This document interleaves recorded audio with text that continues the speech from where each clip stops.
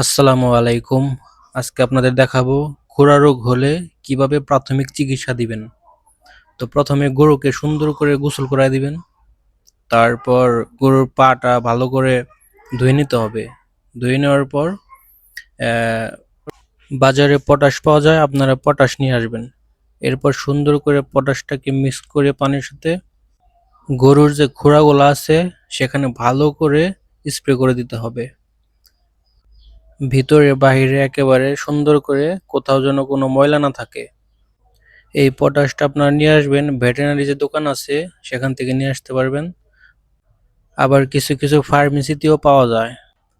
Potash অনেক উপকারী একটি ওষুধ। তো আমাদের স্প্রে করা শেষ। এখন আমরা কর্পুল দিব। কর্পুলগুলোকে গুঁড়ো করে নিব প্রথমে।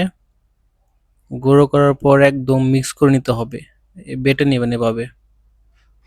এবার বেটে নেওয়ার পর একটা বাটির মধ্যে নিয়ে এই পটাশ একটু মিক্স করে দিবেন কর্পুলের সাথে।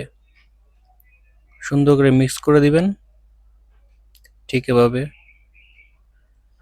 মিক্স করা হয়ে গেলে আপনারা নিয়ে যাবেন গরুর কাছে।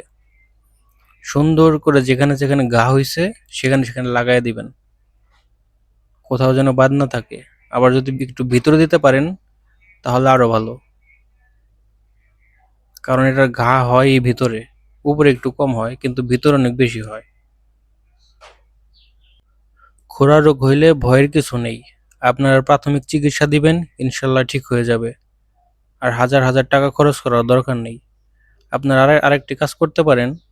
ঘায়ের যে একটা পাউডার আছে এটা ফার্মেসিতেও পাওয়া যায়। এটা দিলেও মোটামুটি একটু উপকার আছে। কিন্তু এভাবে কর্পুল আর এই পটাশ মিক্স করে যদি দিতে পারেন তাহলে দেখবেন যে খুব তাড়াতাড়ি এই ঘাটা শুকায় যাব, তাড়াতাড়ি সুস্থ হয়ে যাবে গরু। তো আপনারা সবাই বুঝতে পারছেন আশা করি। ভালো থাকবেন সবাই। ধন্যবাদ সবাইকে এতক্ষণ ধরে থাকার জন্য আমাদের সাথে।